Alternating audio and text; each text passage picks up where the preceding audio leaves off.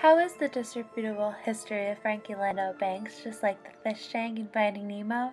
This metaphorical text talk aims to examine this and break down the novel into several different metaphors that can be found in a fish tank, similar to the one in Finding Nemo.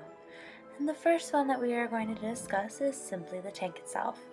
The tank itself is, where the fish just live their lives, and it's where they evolve and they grow and they act out all of their motions. They keep these motions in very controlled manners because they know that the glass is transparent and anyone on the outside world can watch their actions. And a concept I found in the novel that I find very similar to this, something that could be metaphorically represented by the fish tank, is this concept of the panopticon that Frankie is very obsessed with in the novel. And it serves as a way of controlling behaviors of society because they know that there is something out there watching them, and it keeps them in control, whether it's putting their shopping cart back at the grocery store or not stealing a pack of gum. The fish are simple and normal. They come from similar backgrounds, different fish, different pet stores throughout Australia. They're relatively unremarkable. They each have their little quirks that make them different from one another, but generally they're just some fish. And these are just like the students in the disreputable history.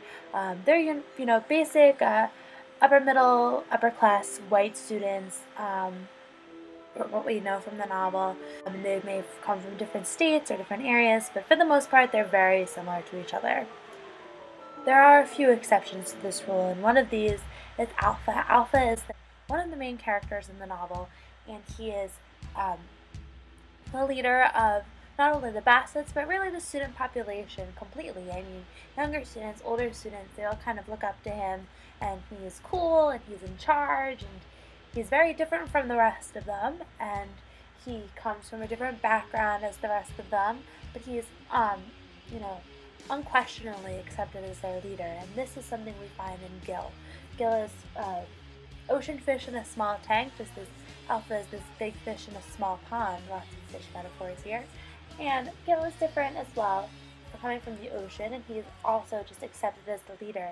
And these fish are quite peacefully living in this fish tank with Alpha as their leader, the dentist hovering nearby, and just living their lives quietly and relatively normally until an outside force comes in and disrupts them. We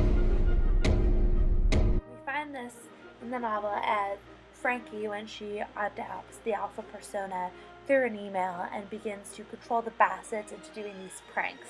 And we find this in the movie with Darla. Darla is a child tapping on the glass, and that's kind of what Frankie's actions serve as in the novel. They immediately cause chaos. They disrupt the peace.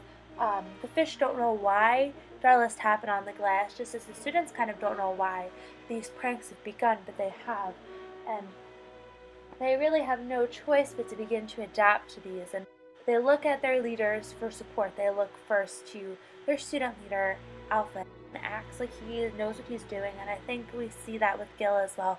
Gil starts to start these plans to, get Darla out of the way. We see this with Alpha as well, but he kind of starts to, follow everything that Frankie is laying out for him in his plans, and kind of just contributes to the chaos in both situations. And what we eventually find out is that there's a new order, and it's sort of this outside force has control rather than the student leader. And it eventually becomes up to this leader, Gil or Alpha, to kind of bring back the normalcy to this aquarium. And it's very interesting to see how the rest of the novel plays out in kind of this construction.